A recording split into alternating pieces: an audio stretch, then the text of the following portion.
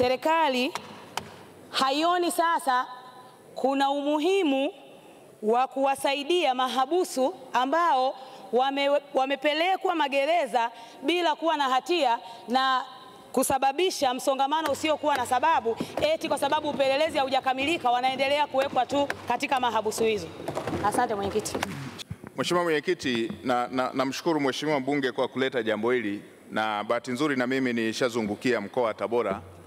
Tunachokifanya, tunakubaliana naye kwamba kuna msongamano katika gereza la Tabora, na mapendekezo yake ya kufanya upanuzi katika gereza la Kwa Zuberi ni jambo la msingi tu, na sisi kama wizara tunapokea maoni yote haya, lakini tunachofanya tu tunaweka vipaumbele kuongeza ukubwa wa magereza katika maeneo ambayo magereza yale yana kazi za kufanya, ili wafungwa wanapokuwepo katika maeneo yale waweze kuwa na kazi za kufanya, ili kuweza kulisaidia taifa katika kurekebishwa kwao, waweze kulisaidia taifa kuliko kuwa na wafungwa wengi tunatumia kodi za walipa kodi kuwatunza, alafu wakawa hawana kazi ya kufanya na wala hawana namna ambayo wanarekebishwa. Kwa hiyo tumepokea na tutaweka vipaumbele kulingana na jambo hilo.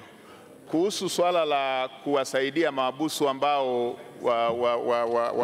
wamerundikana na wapate msaada wa kisheria, serikali tumekuwa tukifanya hivyo, na katika kipindi cha tangu Julai binafsi nimezunguka, waziri wa Katiba na Sheria amezunguka, na katika vipindi tofauti aliambatana na mkurugenzi wa mashtaka pamoja na ofisi ya mwanasheria mkuu, na zoezi hilo limekuwa endelevu, na kuna wakati maafisa wenyewe wa ngazi ya juu kutoka katika ofisi ya mwanasheria mkuu na ofisi ya mkurugenzi wa mashtaka wamekuwa wakipita katika mikoa mbalimbali kwa ajili ya kutoa huduma hiyo na kushughulikia kesi zile kwa kweli ambazo si za msingi. Binafsi nilipopita